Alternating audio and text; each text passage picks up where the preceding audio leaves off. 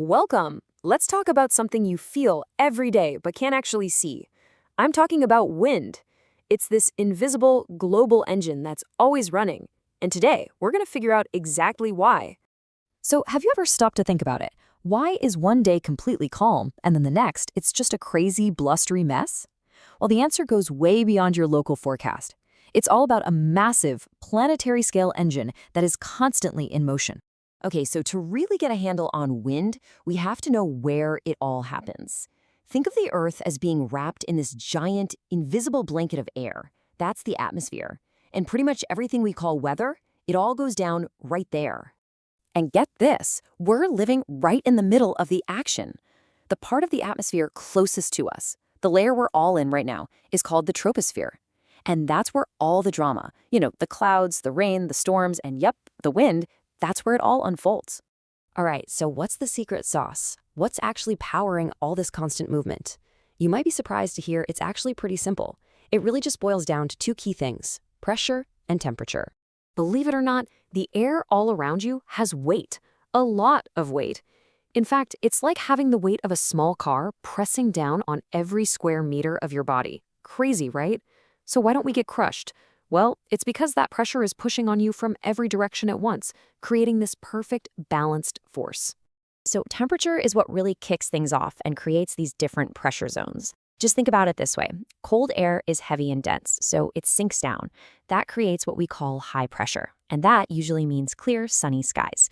But warm air, it's lighter, so it rises up. That creates a low pressure zone, and that's when you usually get clouds and, wet weather. And right here, this is the big one. This is the golden rule of weather. Honestly, if you only remember one thing from all of this, make it this sentence right here. This super simple idea is what powers literally everything. Every single breeze, every gale force wind, every hurricane on the entire planet. Okay, let's put all the pieces together. It's a simple chain reaction, really. Step 1, the sun heats up some air. Step 2, that warm air gets lighter and starts to rise, leaving behind a low pressure spot. Meanwhile, somewhere else, cooler, heavier air is sinking, creating a high pressure spot. And since nature doesn't like empty spaces, the air from that high pressure area rushes over to fill in the low pressure area. And that rush of air, that's it. That's what we call wind. All right, so now that we've got the basics down, let's zoom out. Let's look at the big picture.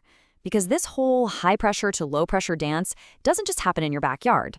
It's happening on a massive global scale, creating these huge, predictable wind patterns that literally wrap around the entire planet.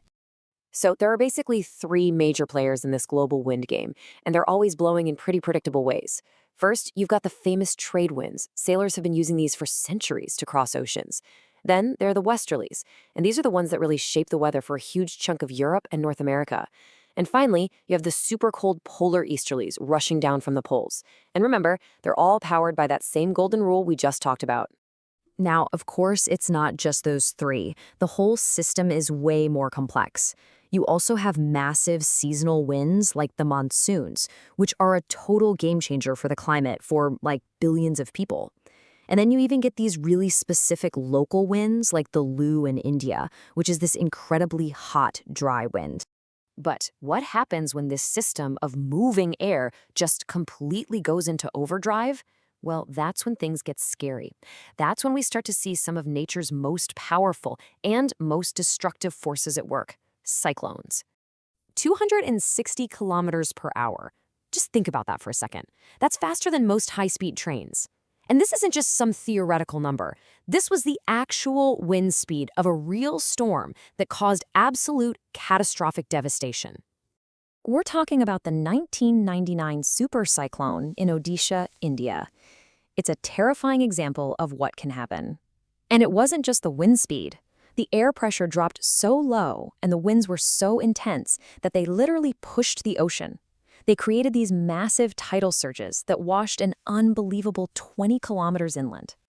So yeah, when a cyclone hits, you're really dealing with a triple threat. You've got the pure, raw power of the wind itself. You've got torrential, heavy rain that causes massive flooding. And then you have those deadly tidal surges we just mentioned. But as destructive as these storms can be, and they are, it's so important to remember that on a normal day, These global wind systems are absolutely essential for life on our planet. They're actually performing this incredibly vital balancing act for our climate. Yeah, you can almost think of wind as the planet's circulatory system. It's constantly moving heat away from the hot equator and up towards the cold poles, which stops any one place from getting too hot or too cold. And it picks up moisture from the oceans and carries it over land, delivering that fresh water as rain that, well, all life on Earth depends on. But here's the thing. This incredibly delicate, finely tuned system, the one that's kept our planet's climate stable for thousands of years, it's now under threat. Something is starting to throw it all out of balance. And the chain reaction is becoming pretty clear. We release more carbon dioxide, which traps more heat. That extra heat warms up the oceans, and a warm ocean is like rocket fuel for these storms, making them way more intense. And at the same time, all that heat is melting the polar ice caps. That causes sea levels to rise, which means coastal towns and cities are way more vulnerable to those deadly storm surges. You know, all of this big, complex science is actually playing out right outside your window every single day. And you can even track the basics yourself. A simple barometer can show you the air pressure changing. A big drop usually means a storm is coming. And a wind vane, it'll show you exactly which direction that high-pressure air is rushing from. So next time you're outside and you feel the wind on your face, take a second to think about that massive global engine you now know is at work. And it really leaves us with a pretty heavy question, doesn't it? As we keep pumping more and more energy into this system, are we finally tipping the scales of that delicate balance? Are we making nature's fury our new normal?